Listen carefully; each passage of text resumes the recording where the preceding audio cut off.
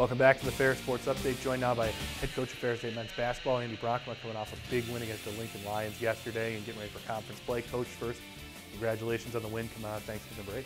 I appreciate it. Thanks. It was a good listen yesterday. You guys really had to grind it out against Lincoln. Not an easy team to play against. Athletic gets up and down the court, but you guys managed to go on a run right at the right time. It seems like you guys, not only off to a good start, but learning lessons game by game and applying them pretty quick. Applying them quick, yep. Some of our shots weren't falling in the first half, and we didn't let that affect our energy, and we stayed right there with them within striking distance, and grinded it out like you said in the second half. Went on a little run, but that Lincoln team presents a lot of problems. They're athletic. They like to run up and down. They get to the rim. The offensive rebound, and it was a lot closer than the final score even. We made some free throws down the stretch and whatnot, but. It's a good win for us, and it was, like I said, after Thanksgiving break and just timing that up right. And a lot of times we play Saturday, but we're playing on a Sunday this year, and I was happy. I was happy with our progress, and especially bouncing back off a tough loss at Findlay, where they were really physical with us, and we didn't meet that level of physicality the right way, and we got the stink off us, so that felt good. We take a look back at the highlights here. One of the things before we get to halftime, but one of the things that I felt at least like was key was for you guys to get back within a point right at the end of the half there and get a big bucket right there as you made a run to catch back up there on Lincoln. Did you kind of feel a little bit more energy when you get that bucket going into the halftime?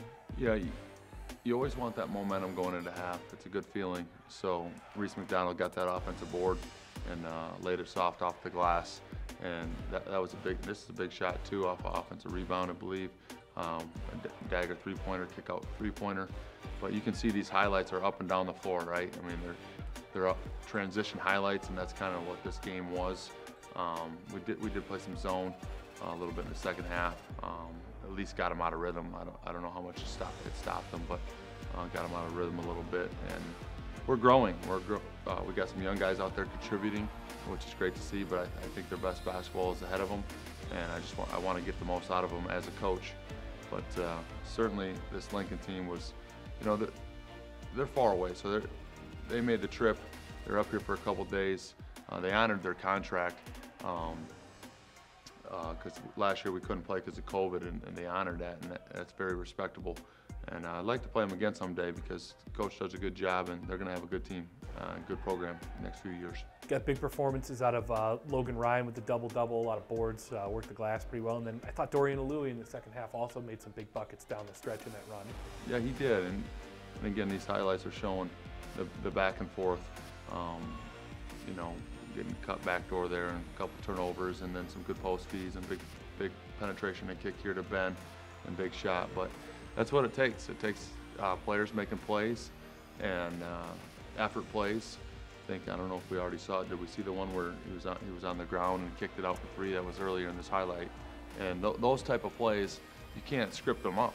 You don't design guys falling on the ground for loose balls and then throwing it out to somebody in any of your drills or practice. But those 50-50 balls, those hustle plays, those plays that are up in the air, it's important to have the energy to make those. And I thought we did down the stretch, and that was the difference.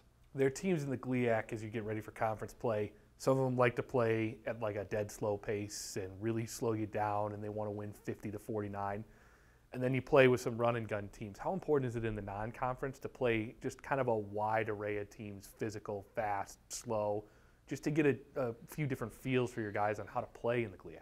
Yeah, you want to do that. I mean, certainly if you had your choice to play whoever you want, you'd want to mix that in. I mean, honestly, scheduling's so hard, with location and just getting the right dates. You pretty much play whoever you can, whenever you can. I mean, that's what it boils down to. So if you got the luxury to break it down to a science, you would try to pick those teams out. Luckily, we have had that. So, but it wasn't necessarily by design. It was just we're gonna play anybody that wants to play home and home, and we'll continue to do that. So luckily we've had that. We've had some half-court teams force us to execute in the half-court. We've had some guys that are willing to run with us because we would prefer that, but we got to be good at both because you have to play multiple styles, And you know, you can't just throw up your hands and say, well, it's a half-court team, we're done for, you know. So you got to try to do both. And we've had a good preseason. But you mentioned GLIAC play, and it's just GLIAC's looking strong and looking like some exciting battles day in and day out for sure. Obviously, we're in the era of kids getting an extra year with COVID too. So I mean, it's not just that teams are strong, but teams are strong and experienced, bringing a lot of very experienced players back. I know you guys have kind of a similar situation, bringing guys back, but how much more competitive does it make this already very competitive league? I mean, I think you just said it well. I mean, these are mega teams that we're playing. You know, the depth on everybody's team is stronger than it's ever been, and it makes for great basketball and really competitive games back and forth. So the level of talent that has just stayed in the GLIAC has been remarkable.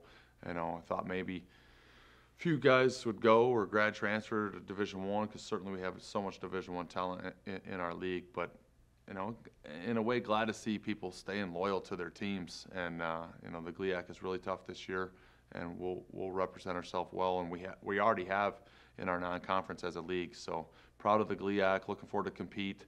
It's daunting, you know. You'd like a day off here or there, but we're not going to get one. So we're just going to go at it and enjoy that process. You've won the majority of games to start the season. You're off to a good start.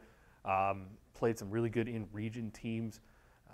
How important is that, you know, if you do have a good GLIAC season, setting you up potentially to get, you know, an at-large bid at the end of the year, to have a really good non-conference schedule? Yeah, if you want a chance at an at-large, you have to have a resume non-conference. You know, you do. Otherwise, you're just banking on either catching fire in the league and winning it, or, you know, winning the conference tournament. So I think we got a pretty good resume. But again, that won't even matter if you know, falter in the league. And the league's so tough, there's always that opportunity. You know, these teams win by one or lose by one, and there's not much of a difference. It's splitting hairs. So we do like to test ourselves. I mean, that's kind of been what we've done over the years, and I think we got out of it fairly clean, you know, 5-1, and we'll take that. But we're always just looking forward to, you know, the next step, and we're not really looking behind us too much. So conference play coming up, and, you know, looking forward to it. Conference play coming up. For more information on that, stay tuned to ferrisstatebulldogs.com. Some potential schedule changes coming. Coach, thanks for joining me here today. And if you're a fan, make sure you make your way out to Wink Arena or wherever the Dogs are playing coming up soon. I appreciate it, Harrison. So, hey, blame Anise for my outfit. He was jealous of my suits all the time, so he made me wear this. When we come back, we're talking women's basketball with head coach Kurt Wessendorf next in the Ferris Sports Update.